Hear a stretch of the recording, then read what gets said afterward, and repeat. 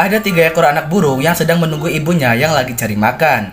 Mereka semua itu sebenarnya bosen makan cacing terus guys. Kemudian mereka pun gabut dan pengen teriak-teriak kayak gitu.